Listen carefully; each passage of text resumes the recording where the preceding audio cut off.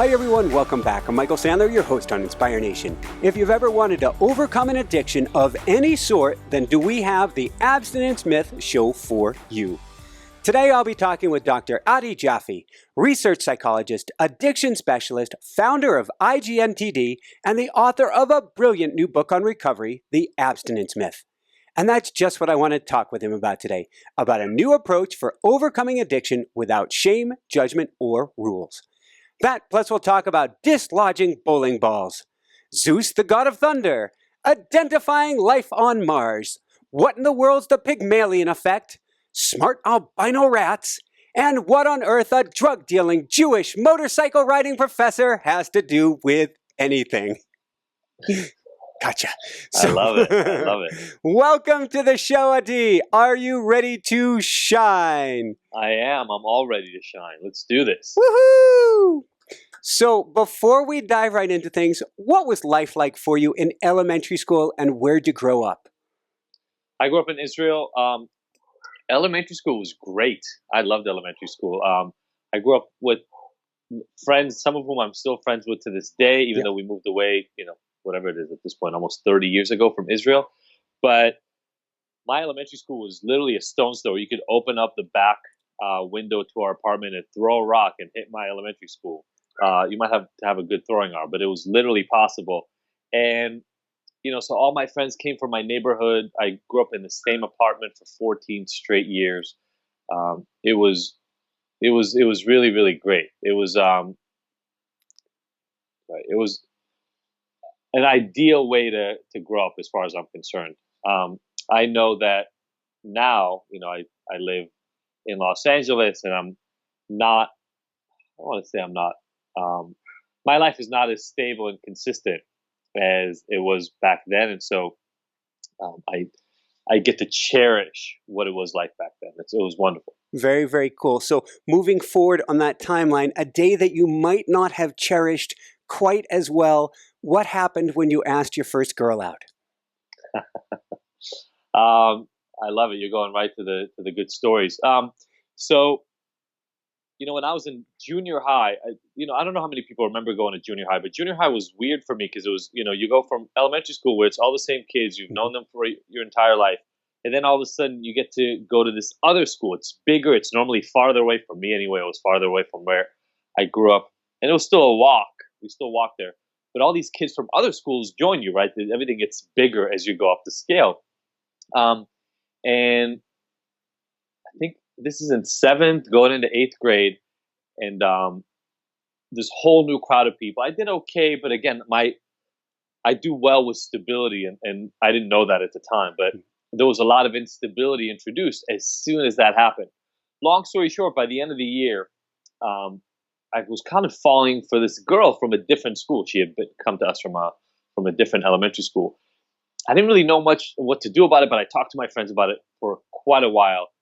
At the beginning of 8th grade, then, so summer passes. I'm hanging out by myself with my friends. She's gone because she's in her neighborhood, and we come back to school. And pretty early in the beginning of the school year, I mustered up the courage. I remember sitting in my friends. I remember the friend's bedroom I was sitting in, and we were talking about it. How am I going to talk to her? What am I going to say, etc.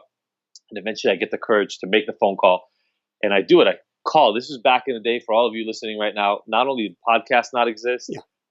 Cell phones did not exist. So these were all landlines, and I call her house phone. That's the only phone you had at the time. I call the house phone, and somebody picks up, so I get really, really nervous, and it's her dad, which makes it even worse. Because the last thing you want to talk to on your way to asking a girl out for the first time is her dad. And, I'm 13 and a half at this point, 13. And so I ask if I can talk to her. She gets on the phone. I mumble, stumble. I don't even remember exactly what it was that I said at the time, but I asked her if she wanted to go to a movie, but I neglected a small detail out of the story, and that is she just happened to date the most popular guy in our class at the exact same time. So I was essentially asking a girl who was not single out on a date, and she did what every 13-year-old girl would do, which is she said, "No, I have a boyfriend. I can't go to the movies with you." And I hung up the phone, and I was a little shattered already because I'd mustered up the courage for so long. But then I went to school the next day, and everybody knew. The first thing her friend said to me when I walked into school was, "So I hear you talk to Shelly." That was her name, but I hear you talk to Shelly. And it was from that day, from that moment on, for what seemed like the rest of the year, but was probably just a few days because they moved on after that point. I would get questions about it. People would laugh about it. People would ask me if I wanted to call her again. And it was, and I had to face her, right? So I have to face her, and I'm assuming she told her boyfriend. Actually, I never even found out about that one, but it was devastating. And I think the reason you point this out, and the reason I talk about this in the book to some extent, we didn't end up putting my entire biography in this book, but I ended up not asking another girl out until after college. So Wow. that's not to say I didn't have any girlfriends, Yep. but literally what would end up happening would be I would meet somebody at a party, we'd have a good time, we'd talk, and then I would leave because I didn't want to put myself through the embarrassing supposed outcome Mm. of somebody saying no and me being publicly ridiculed again. It lasted a while. When I met my wife Jessica, and she's the producer of the show, we met in a meditation center. And when I met her, I knew she was the one. And so I went to leave, and I was afraid to say anything. And so she had a bicycle helmet in her hand. I pointed to her bicycle helmet, pointed to my bicycle helmet. I had one too, bowed, and bolted. Love it. Said, Did she chase you? I said, if she's supposed to be the one at a workout, she didn't that day. She thought there was supposed to be maybe a vow of silence. It was her first day at this meditation center. Oh my She God. came back the next day. There I was. And she's like, wait, people are talking to each other. I again tried to get out. I tried to wait for her to leave because I'm going, you're going to have to speak with her, going to have to speak with her. And so I'm not really meditating. I'm thinking about what I'm going to say to her. Right. And then I'm hopeful at the end that she will have left. But she had walked down the hall and stopped at a bulletin board to see if anybody would speak with her. And here I came and I made eye contact. And so she spoke first. There you go. Isn't that amazing what we can do? And this speaks so well to the rest of the book. And that's why I talk about that story in the book.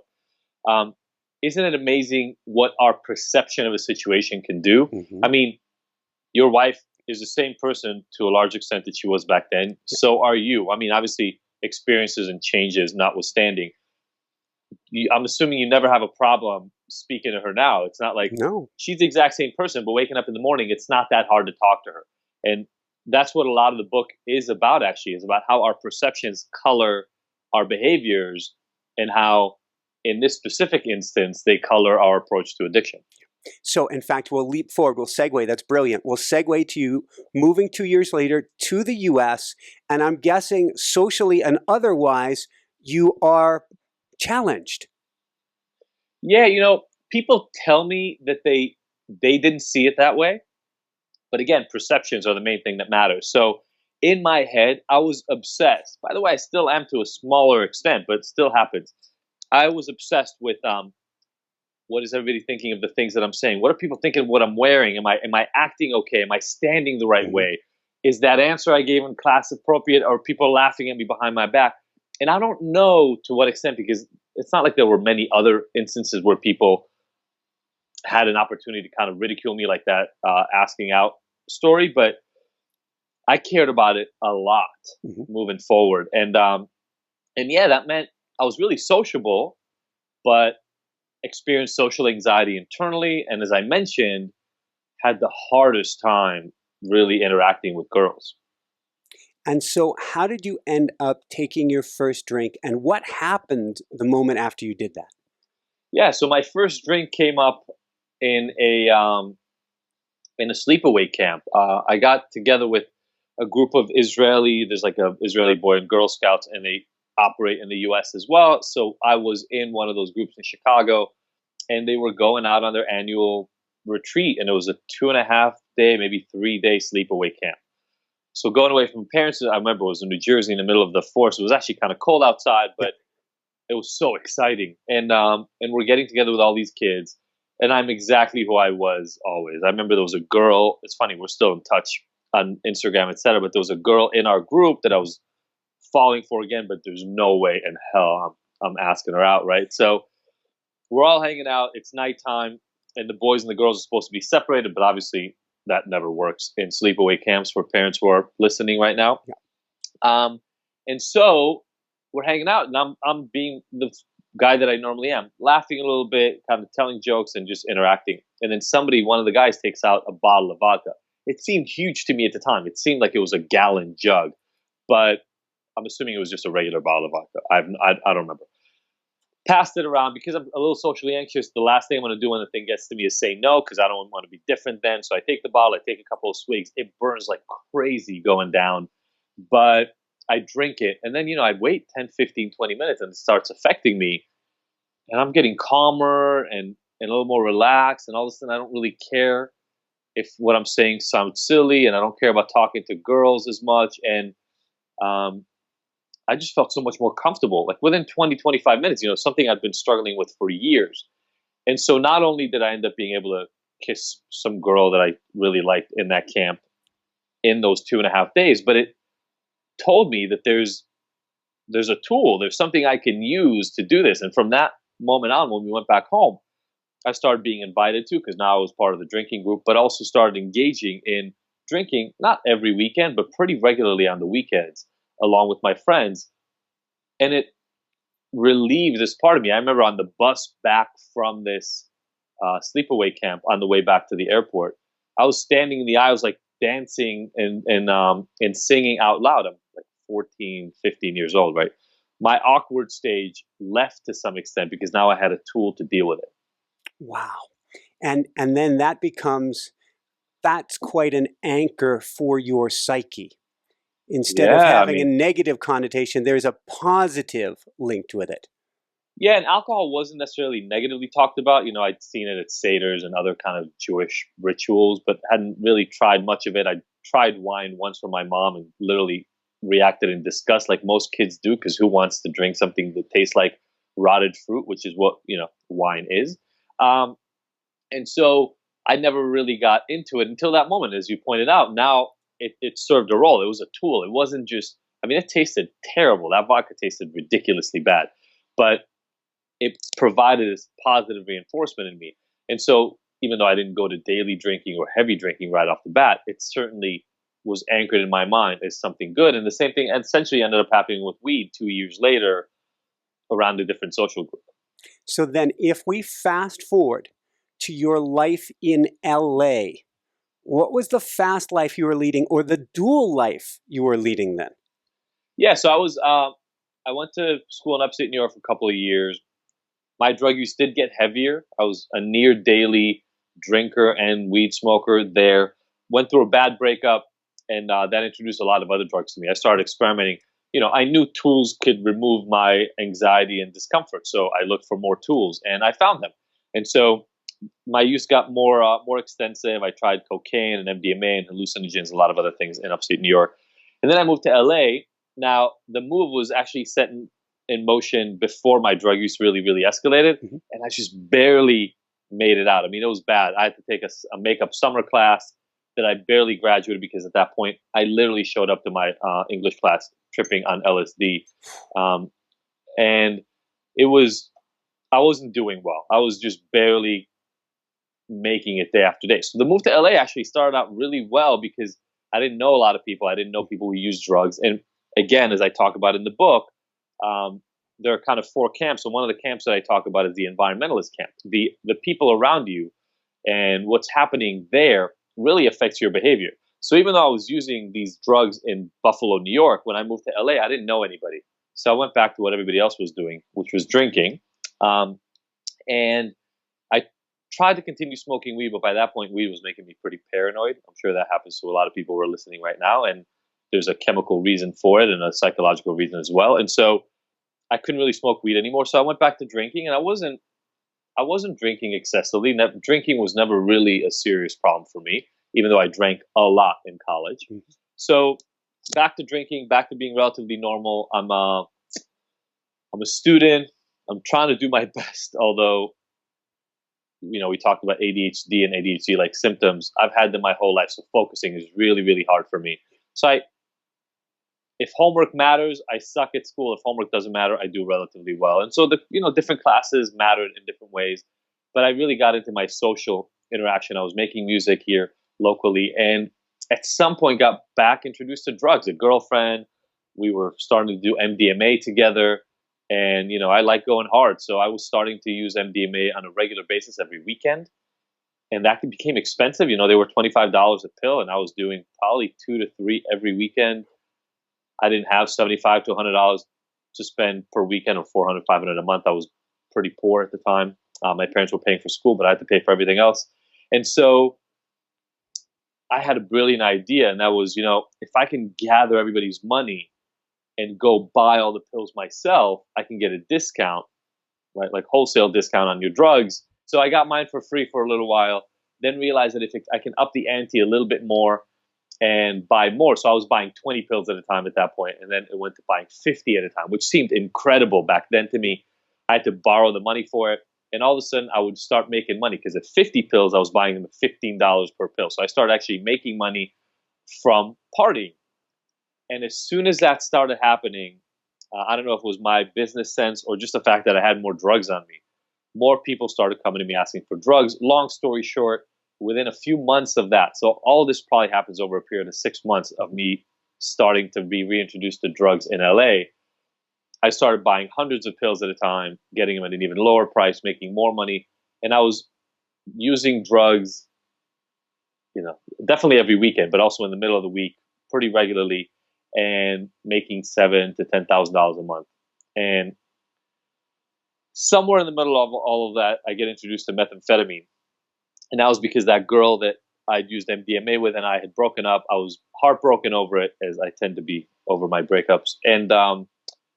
And so not only did I go hard into drugs, but I was really dysfunctional at school. And finals period was coming up, and a friend introduced me to meth and said, if you do a little bit of this, you'll be able to study without a problem at school.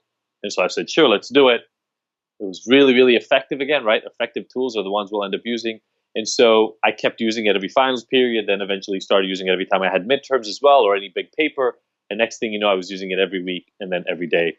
And so within about a year, I was using meth every day, selling drugs, partying like crazy on the weekends. And like you said, this dichotomous life, still being a student at UCLA somehow, and until I graduated.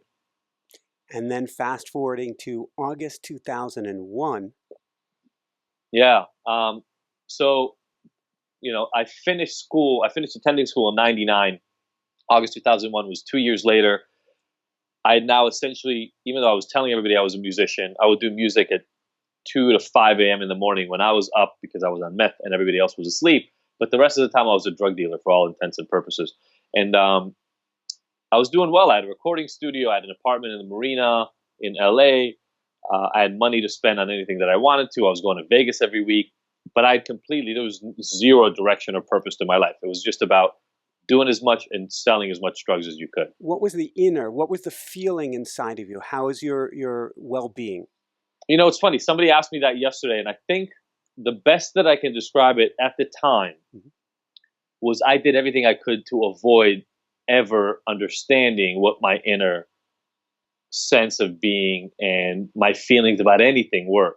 I was chasing girls, I was chasing drugs, and I was chasing money. That was it. And I remember I had a recording studio, and I have this picture in my head so the recording studio is, I don't know, about 1,000 square feet. It wasn't huge, but it wasn't tiny. And on one end, it would be pitch black. It was completely blocked from the outside world. So on one end, I had a red spotlight, and on the other end, I had a blue spotlight. And I remember talking to people about how I actually felt differently if I was sitting under one spotlight when it was pitch black versus another. There was a couch at each end. It was kind of like the good and the bad, right? The blue was designated like the cool, good side of the studio, and the red was the darker, kind of meaner, bad part. And so I remember sitting specifically under the red spotlight at some point. Everybody was gone. I think it was about 2 or 3 o'clock in the morning.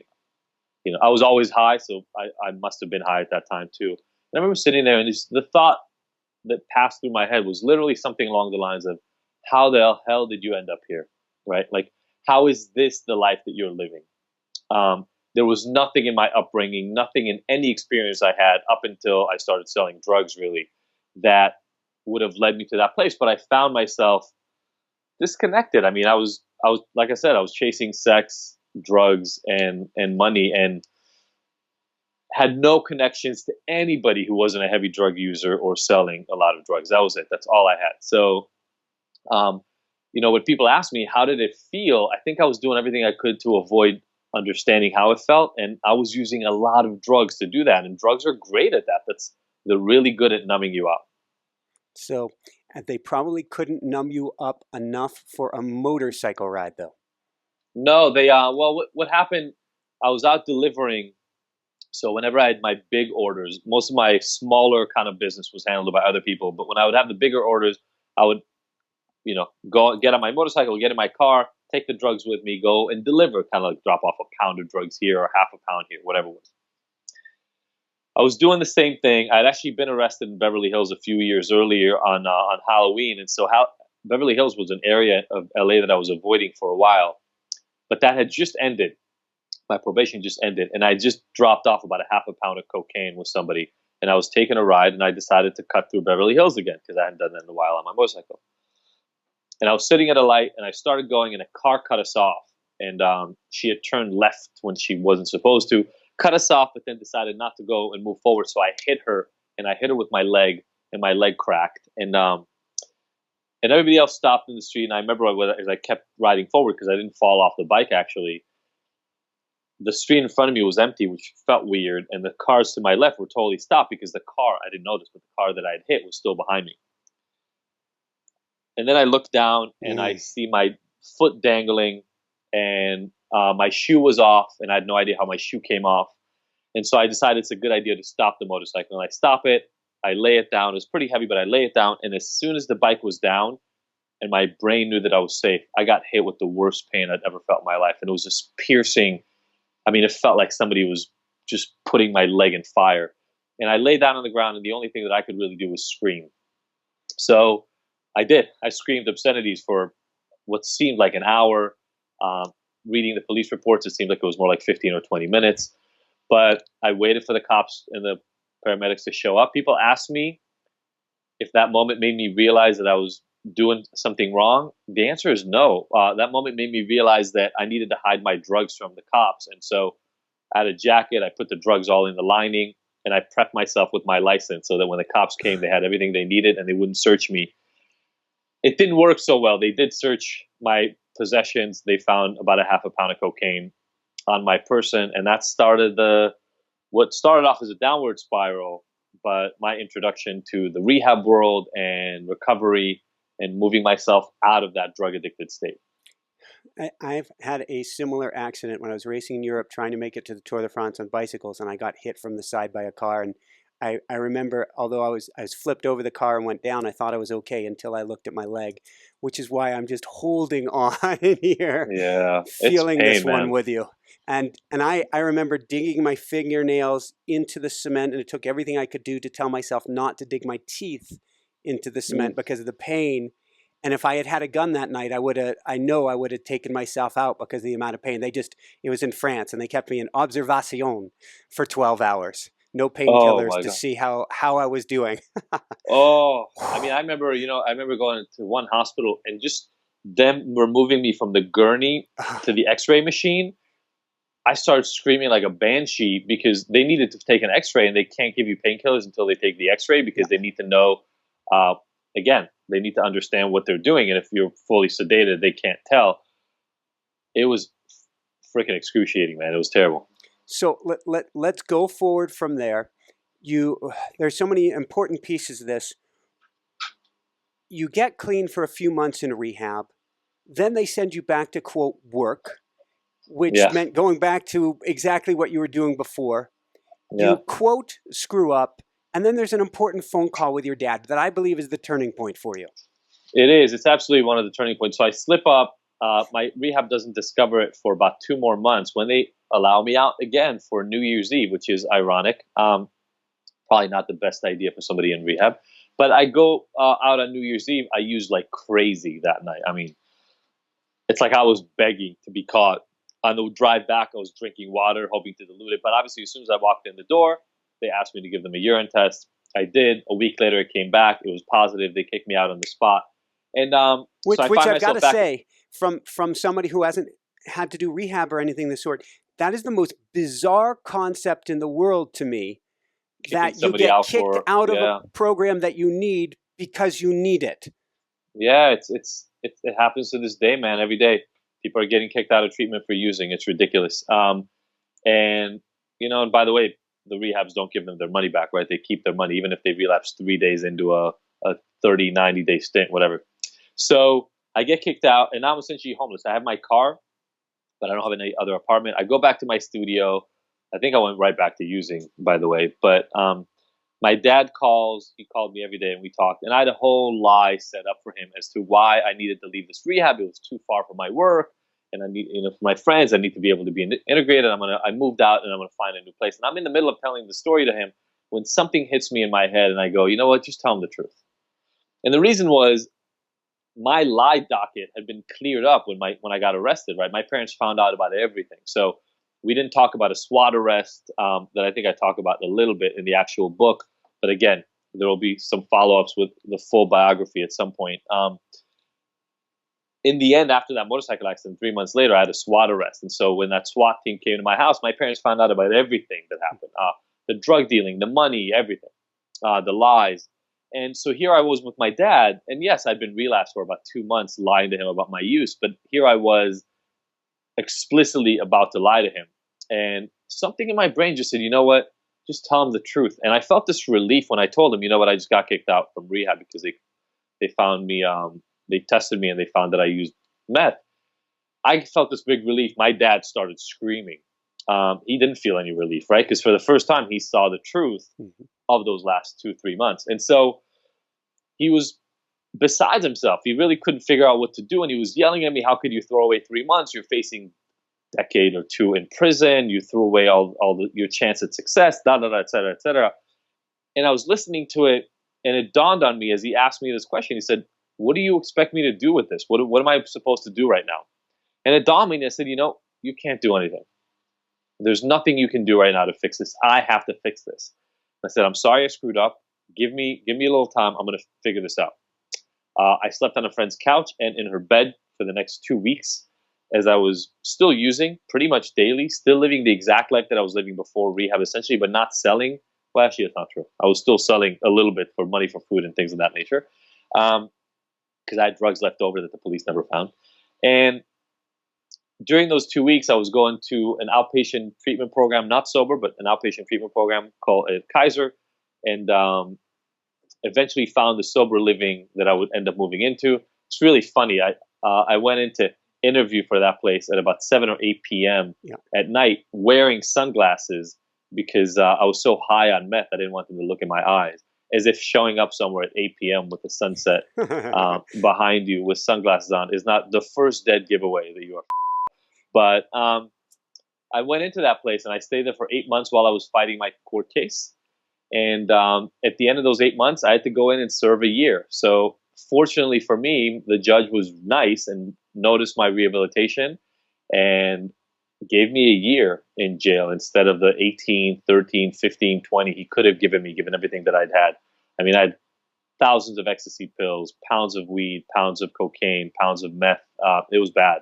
And so, actually, I think I only had ounces of meth because I'd used a lot of it. But he only gave me a year, and I served 4 years inside, 4 years in at LA County Central Jail, and then 4 months at LA Central Jail, and then 8 more months in what's called a work release program, where you get to go out during the day and do things, and then you come back to a private little jail during the day. And that was the end of my penance. I mean, I still had probation around my head and all those things when I got out, but that was the end. I got out of that jail with about 2.5 years sober under my belt, and really kind of started facing the question of what am I going to do now? What's next? When did a mission come to you? And was there any point at jail, and you only alluded to it in the book as a hell-like experience, was there any point in jail at which you were having epiphanies of, here's what I've got to do with my life? The only epiphany I had in jail was that I wanted to never end up in jail again.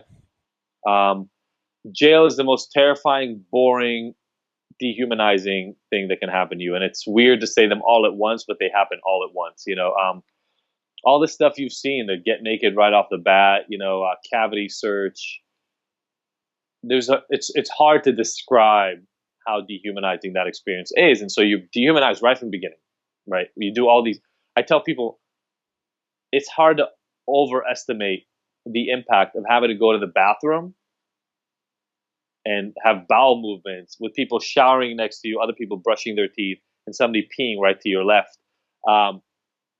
There are no stalls. You're out in public. You're like a dog. You're like an animal. And so that was dehumanizing right off the bat. And then when you're done with that and you get dehumanized enough, you're just bored. There's just nothing to do ever. So you've now had your self-efficacy, your agency taken away from you, and now you're just left to do nothing. I would scrap for books or anything to do, spend a lot of time on the phone. And then the terrifying part is, one wrong step and you find yourself in the middle of a fight. I was lucky enough to only be in 2 fights, and they didn't really last all that long, and they weren't that crazy. But I have friends that were almost raped.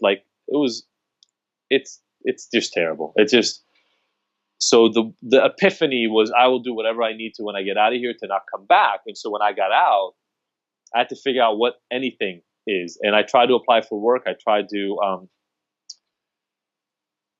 get a job at a mall. I tried to get a job at the Apple store. They were just brand new at the time. I tried to get jobs anywhere I could, but I couldn't because I was a 9-time convicted felon.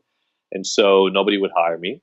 And the epiphany was, I cannot go back to drug dealing. Now, again, to be fair, it wasn't perfect. I still had a stash of drugs and a few very dedicated customers that would still buy from me periodically. Because I had no source of money. I couldn't work. My parents were supporting me, but I didn't want them to have to do that forever. And so I would still sell here and there. But I remember the day that I went, maybe this is a slight epiphany. I remember the day I went with a friend of mine to the storage facility where I had about 7,000 ecstasy pills left, gallons and gallons of GHB, a lot of drugs. And we went to the storage facility and we dumped all of it. Wow. She had to go to the toilet. I know the public storage facility that it had happened at still, and she had to go to the toilet and empty out about 7,000 ecstasy pills into the toilet. So yeah, it was. There were a lot of little epiphanies and little discoveries along the way, but the purpose that you're talking about really didn't. It came serendipitously. It was by chance. I ended up applying to Cal State Long Beach, and the advisor that I had did work on HIV and hepatitis C. And so the interviews that I had to do for that research project were primarily completed with people who were drug users.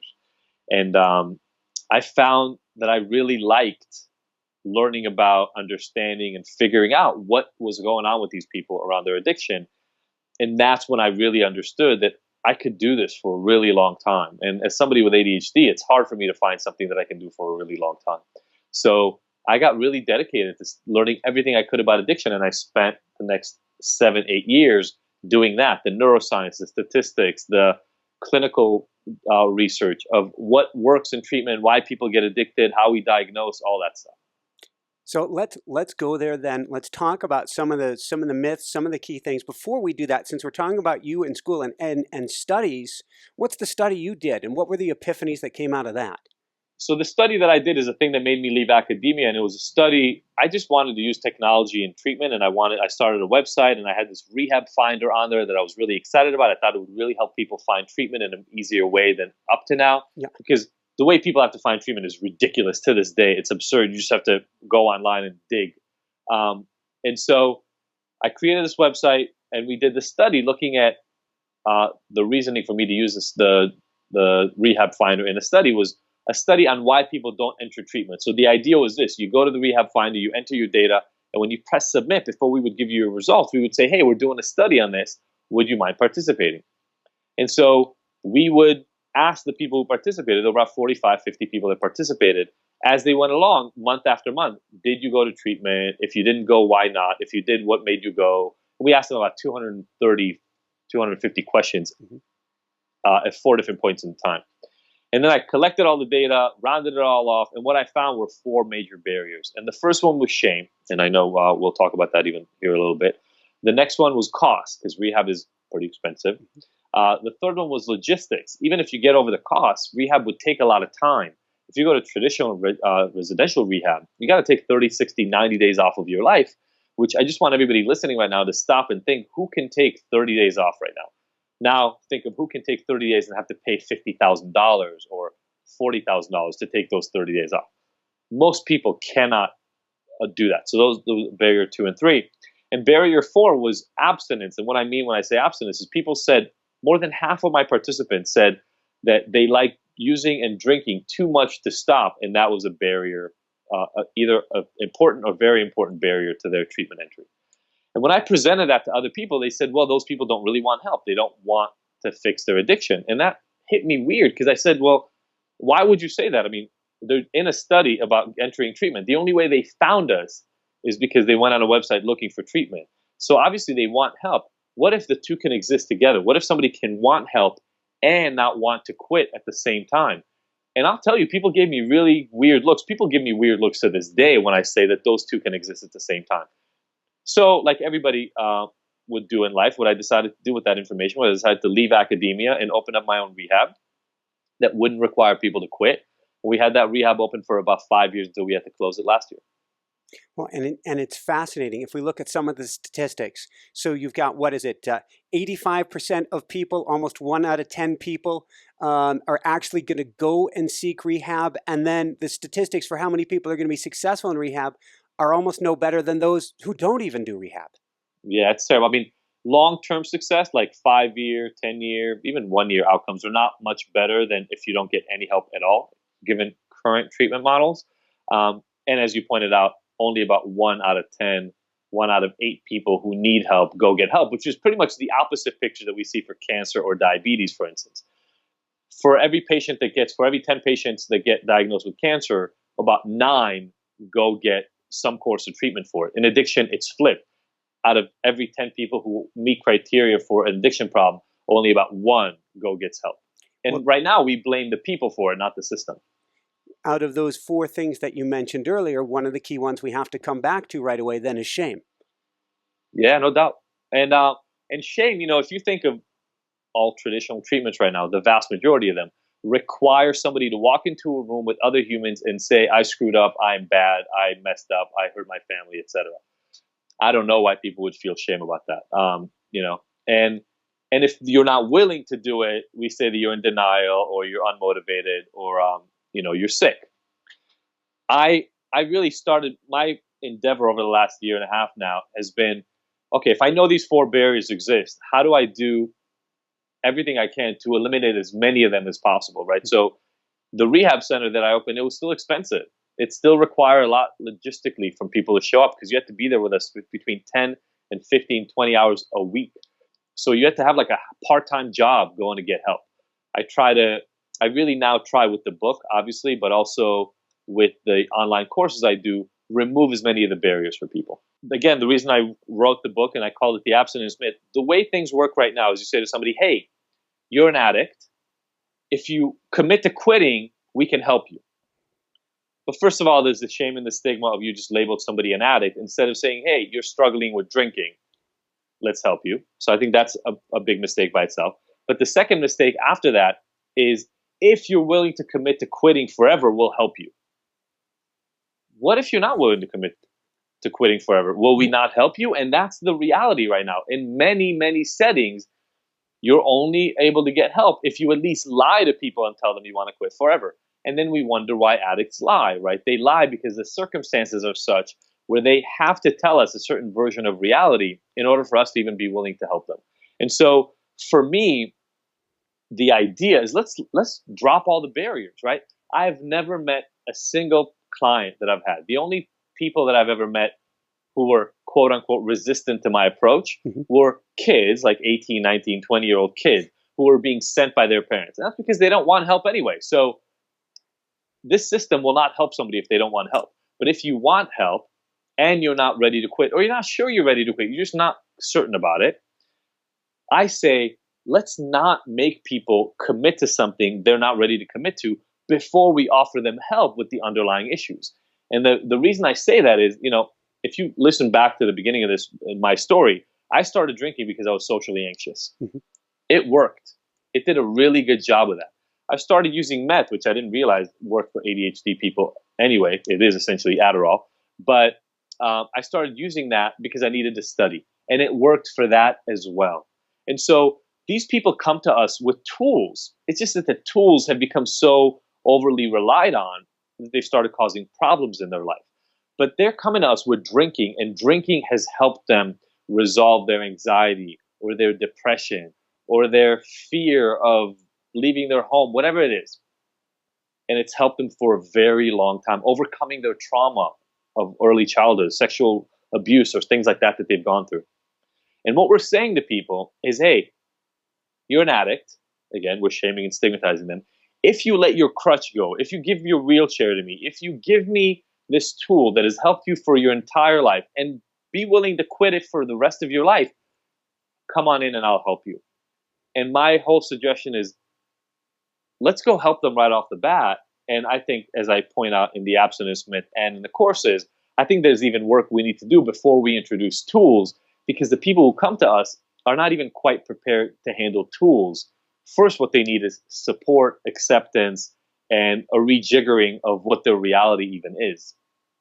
So when you start with somebody, if somebody can actually make it to you, they can make it to you online, they've read the book, where do you start with somebody who doesn't want that shame, who's probably Sure. feeling more than enough internal shame and having a massive hurdle right there to begin Absolutely. with? Look, I tell people right off the bat, and I say this in my course, I say it all the time. The biggest initial victory is reaching out for help. That's it. The fact that you actually took a step to say, hey, I want to fix this, that by itself is a huge victory. Then the next thing that I do is I help my clients completely rewrite their understanding of what being an addict is. You know, we think of addicts as these lifelong sick people who are unreliable, don't take care of themselves, or unmotivated, can't hold a job, blah, blah, blah, all that kind of stuff. I get them to understand very early on that that stereotype might apply to some people, but it doesn't have to apply to everybody at all. And that there are a lot of other examples of people who were in that state, a state that we currently ascribe to as being permanent, essentially, who have left that state behind and have now look back at their addiction as a stage they went through in life. And I use client examples of my own, and I use my own example. That's why I tell my story. But I try to get their head wrapped around this idea of, okay, I don't know what the outcome will be, but there are a lot of different outcomes for me, because a lot of them are partially feeling shame because they believe that the end outcome is having to identify as an addict for the rest of their life. So let's go to that exactly right here. A, can we throw out the term addict or the label addict? And B, what's the Pygmalion effect? Because it means that labeling is creating the very thing that we're trying to help people with. Yeah, absolutely. So I'll refer people, and hopefully you can have this in the notes, to my TEDx talk for a more robust explanation of the Pygmalion effect. But the shorthand term of it is this. There have been study after study after study showing us that what we believe about other people will actually end up affecting their outcomes. Think of this as self-fulfilling prophecies. I'll give the really quick example that I use in the talk, and we can move on from that. But literally, this study was done at a university. Robert Rosenthal is the name of the researcher who did it. He brought in research assistants who thought they were getting a job, but they were really research subject studies. And he brought them into a lab that had rats in it, rats on shelves. Half the cages the rats were in were labeled bright, and half of them were labeled dull. And the explanation that the students were given was that the bright rats were genetically engineered to be really good at running mazes, whereas the dull rats were genetically engineered to be really stupid and not good at running mazes. And then each person was assigned a rat, and they were given a maze, always the same maze. And they were asked to run their rats through the maze and record speed and completion rates. The rats who were labeled as bright actually did manage to complete the mazes at about half the time, 60% of the time. And they were successful at completing them twice as often than the dull rats. But the whole thing was a ruse. All the rats were genetically identical. And the only thing that mattered were how the students thought the rats were supposed to be. Now, what the interaction between the rats and the student is a little bit less unclear, right? Or less clear, sorry. Did the student just cut off the timer a little bit earlier because they thought, oh, he's almost already there, he's going to finish it because he's bright? Or did they say that a rat completed a task, even if he didn't really, because he was really, really close to it, and they said, oh, he would complete it anyway? Or did they do the opposite to the dull rats, where they weren't really watching them because they thought that they weren't going to be doing as well, and so they took more time? It's not really clear what took place, but there have been dozens and dozens and dozens of studies showing that this effect is true. The ones that I use in my TEDx talk have to do with students in school in a couple of different settings, and I give another talk called Revitalize, where I show that this can literally affect your golf game. So the way you approach something changes the way it behaves. And you're right, because we think of addicts as lazy, sick people with damaged brains who are unmotivated, unreliable, and can't keep jobs or be honest, we treat them in that way. And in subtle ways, we increase the probability of them acting that way back towards us. And so not only do we need to either eliminate the meaning of the term addict from our lexicon or completely rejigger what it means. That's why I talk to my people about, my clients have drinking problems, they rely too much on porn. I do use the addict labels sometimes, but I do a lot of work qualifying them by saying, look, I'm about to say this term. It means different things to different people. I just want to use it as a shortcut for what we're all dealing with, or something along those lines. Awesome. So from there are three main principles you use for recovery. What are those? How can we apply that if we are struggling with an addiction ourselves? Love it. So the three principles are honest exploration, radical acceptance, and individualized transformation. They kind of go in that order. And the reason is kind of what I was just talking about. Honest exploration is, first of all, about opening up your mind to what is possible outside of what you believe. Now, first, you do that about your beliefs regarding addiction in my courses. And then secondly, you do it about yourself. Because what ends up happening to a lot of people is they've been running so long from the events in their life that have caused and brought on their addictive behavior that a lot of them actually forgot what happened. A lot of them don't know the driving pieces behind that. So we do a lot of work on exploring, literally just keep an open mind and just look into experiences in your life and try to point out experiences that are memorable, and then uncovering the meaning behind those experiences so that you can honestly explore how it is that you got to this place. And that's how I talk about it in my courses oftentimes. Let's explore and understand how you got to this moment. Once we do that, shame can really kick up, because you've been hiding from a lot of those realities for the most of your life. And by the way, have acted in these addictive ways to, in a way that has been detrimental to relationships and work and money and all these other. So you've been really avoiding those things a lot. My job is to be as non-judgmental as possible as this is going on with my students and clients in order to facilitate this for them. And then the second stage is to accept it. Once you've understood how you got here, the next step is to accept it. What I mean by accept it is I come from a really firm belief that everybody I work with has done the absolute best they could up until this moment. Thank you. No matter what you've been through, and I mean this in a wholesale sort of way, right?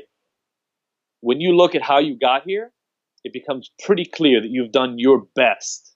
And maybe your best means that you drink a bottle of vodka every day, but it's been your best based on what was presented to you, the environment you're in. So the four camps, again, are biology, psychology, environment, and spirituality. Based on where you've been situated throughout your life on those four camps, you have done your best to get here. And I want people to respect that and honor it.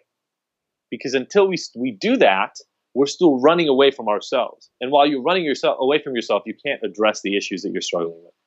So once that happens, when we go through acceptance, there are a lot of things that my students do, which I love, and I love seeing these things, is they start being able to visualize an existence outside of the way that they are right now.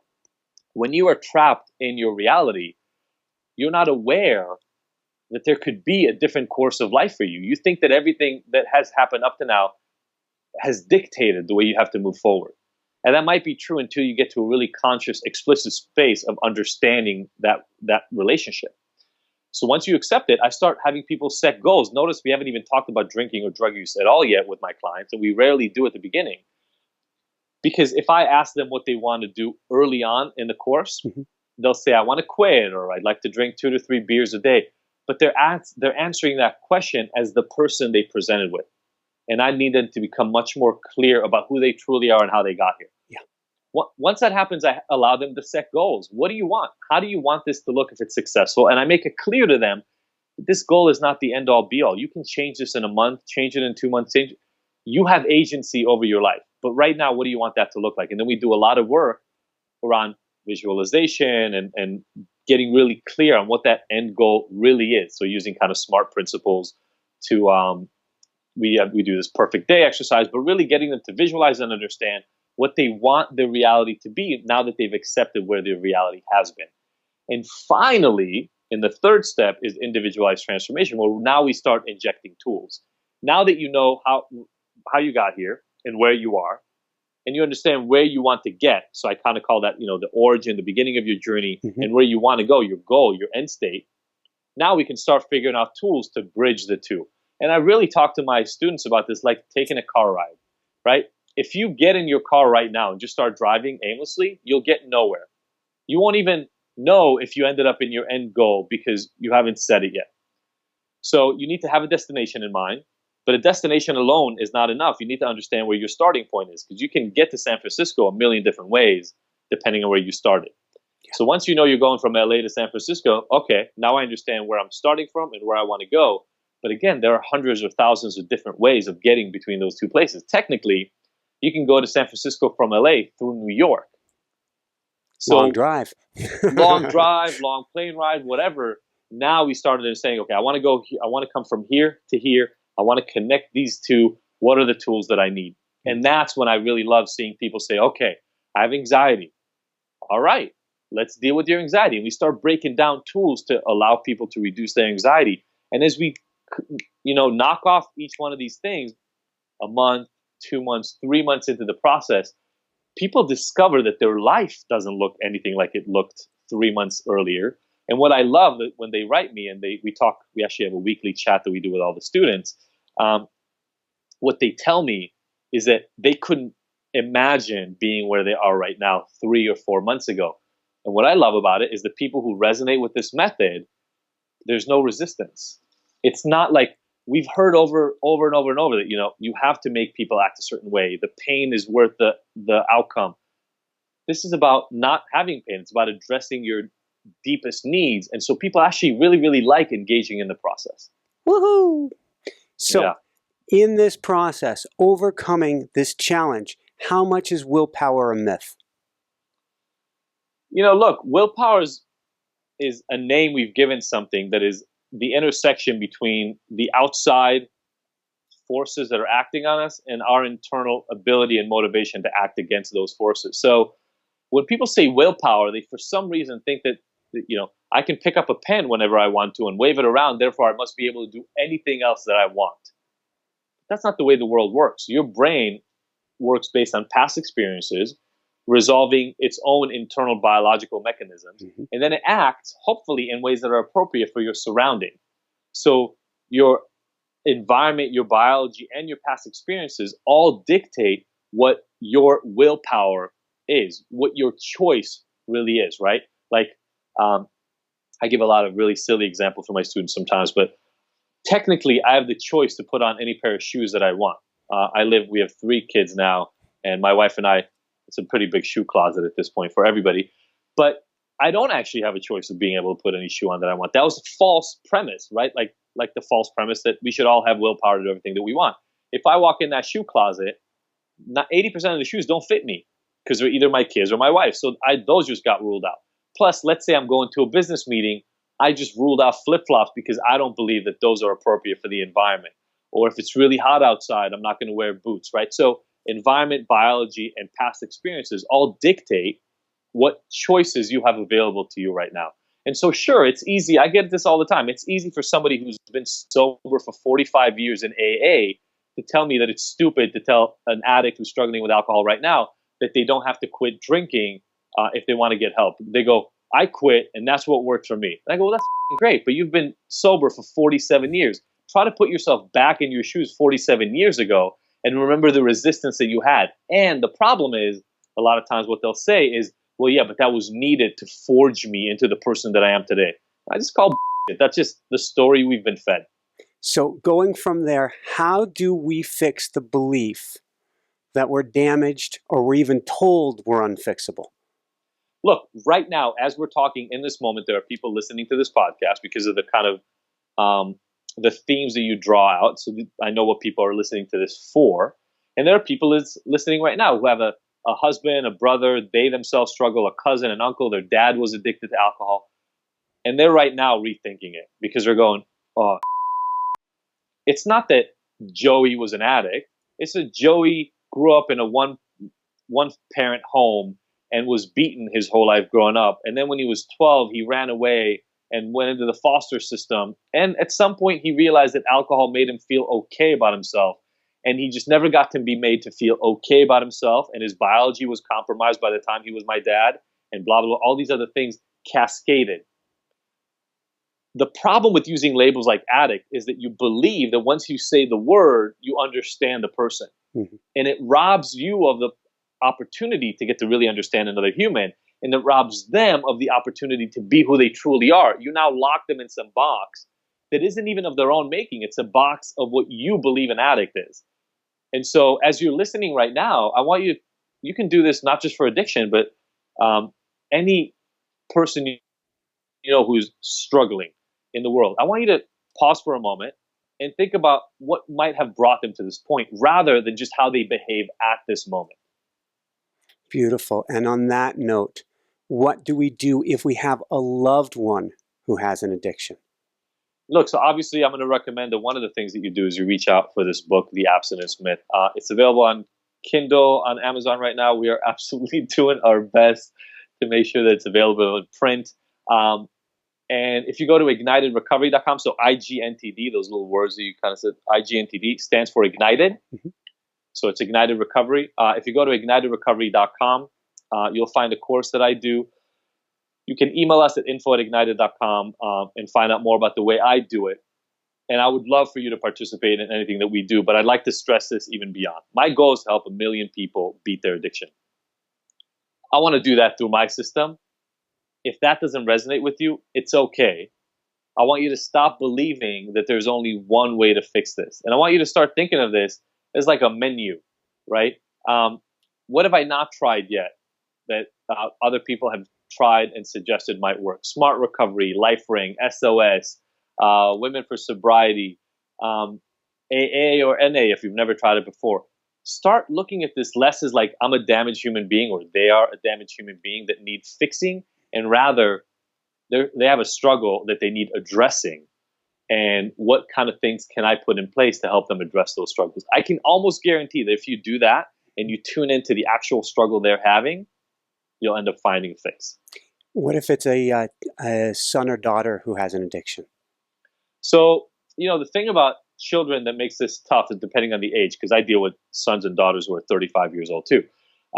Depending on the age, sometimes what I find with a lot of people that I work with is their support system has actually gotten to a place where they're protecting them so much from the natural consequences of the substance use or the behavior that it's hard for the kid to understand that there's actual real life issues coming up around the addictive behavior. And so one of the things that I would suggest is, first of all, consult with like a family systems specialist who can help you really understand how your actions are affecting your child. I have a couple of people on the course right now who are actually parents. They wanted their children to take the course, but their children didn't want to, so they're taking the course. And they're experiencing benefits just because they're shifting the way they're thinking about their loved one. And one of them just said yesterday on our weekly chat, she said, you know what? Her son is starting to step up and do things he's never done before because she's given him the agency. In her head, she's changed the way she thinks about him. She understands him differently now and has a more nuanced sense of who he is and why he's struggling. And so without him even taking my course, he's adapting because the circumstances are changing. So the environment is changing. Woohoo! Yeah, it's great. So on that note, before we do dive into a brief meditation, any last words of wisdom you want to share with people? No, I think we talked about a lot of stuff. Just don't quit. No matter what, don't quit. I'm not the only person speaking on this. I think what I'm saying is relevant and important, but there are hundreds of people speaking on this. Find a voice that resonates for you, click into it, and get the help. We're losing about 120,000 to 150,000 people from overdoses every year. We got to stop that. We got to we have to end it, and let's kill the dogma. Let's stop fighting about who's right and who's wrong, and let's just help save some lives. So, God, self-love seems too powerful of a term. How do we even start to head in that direction? Sorry, one more question. We got to find a way to tap into that. Well, I mean, let's make the meditation about that. All right, let's do it. Let's do it. So, hopefully you're not driving right now, but I want you to start out by just feeling the space that you're in, looking around, getting a really clear sense of what's around you, where the doors are, how you might have to open your eyes if this gets uncomfortable at some point. And as you do that, move a little bit closer to your body. If you're sitting down, feel the chair as it's touching different parts of your body. Feel the floor as your feet rest on them. Feel your arms if they're resting on a surface. And just get really familiar and comfortable with your current state. And we've been talking about a lot of things. They might have brought up a lot of thoughts. It's okay. We're going to get to those in a moment. But for right now, I just want you to bring all of your attention inside. For just a couple of minutes, we're just going to focus on our breath. Now, a lot of people have different elements of their breath that they want to focus on. The expansion of their abdomen, or the rising of their chest, the feeling of air going in and out of your nostrils. Whichever one you feel comfortable with, whichever one you like going to, is perfectly fine right now. And as you take a breath in, and then a breath out, I want you to start paying attention to some of the biggest, most salient points that came up for you from this last hour.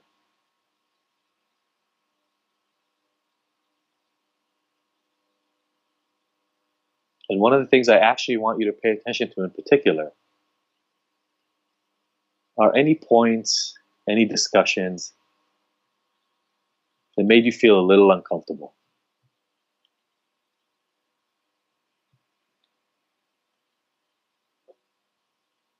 You know, a lot of times when we feel uncomfortable, our instinct is to run away from that feeling. When we end up in meditation, a lot of times we want to tell ourselves that our goal is to stay quiet and empty our mind. And then we feel flooded with thoughts and we get frustrated. So I want to completely reverse that. I want to pick one or maybe 2 points if you can hold them together, but let's just maybe focus on just one thing that made you a little bit uncomfortable in the discussion.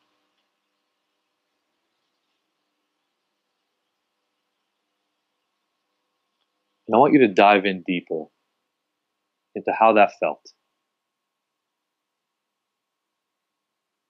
What did it feel like to hear something that hit a little too close to home, or be reminded of something that you've been trying to forget for a while? Or maybe thinking of a loved one or a friend who you've put to the side or built up walls around because it's just too difficult.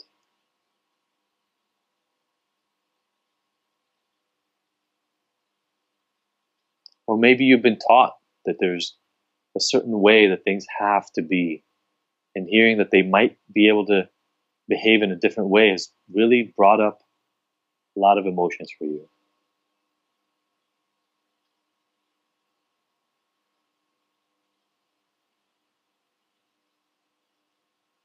I want you to pay attention to the reason why that discomfort has come up. One of the important things to do is to label this discomfort. And so once you become aware of what it is, and I gave a lot of examples of what that might be, but yours might be different.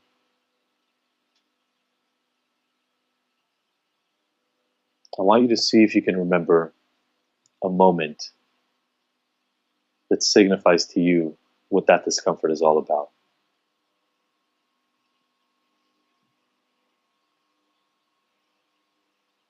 We all have experiences that leave their marks. Excitement, anxiety, fear, comfort. Which of these are coming up for you right now as you're thinking of these moments that have been brought to light, these hidden moments?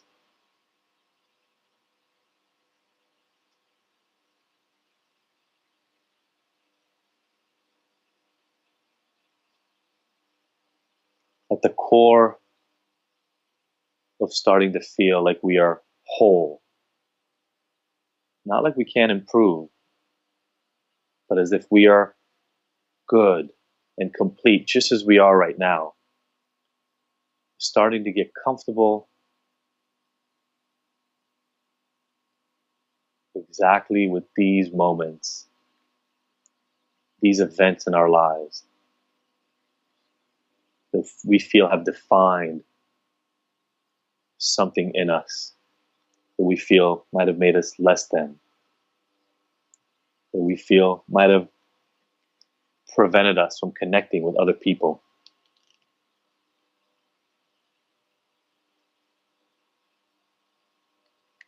We can't do anything about it if we don't become clear on them ourselves first.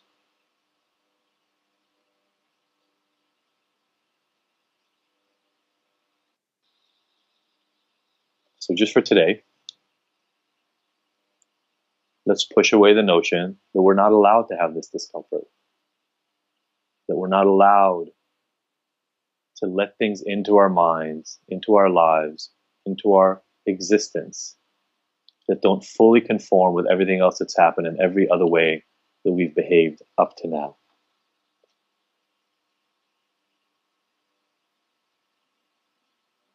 And let's spend today honoring and respecting exactly those things we've been running away from.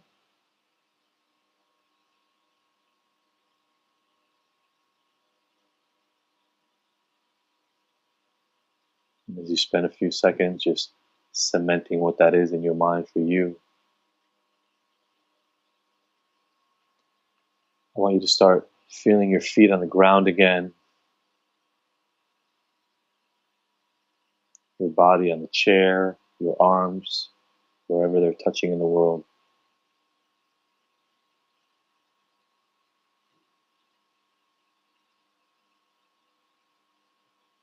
Connect back to that breath. And as you exhale out, start becoming aware of the world that's around you again. And if your eyes are closed, you can flutter them open.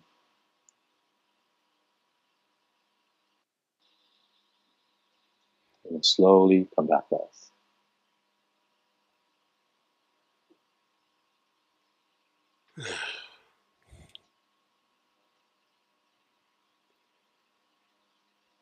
Thank you so, so much. This has been Thank you. beautiful and extremely important for people. Thank you. So, crank it back up for the finish here. For everyone out there, this is Michael Sandler saying, be well, have fun, get the Abstinence Myth, and start overcoming your addictions today and shine bright. Woohoo! Thanks a lot, man. Thank you so, so much, Adi. Thank you.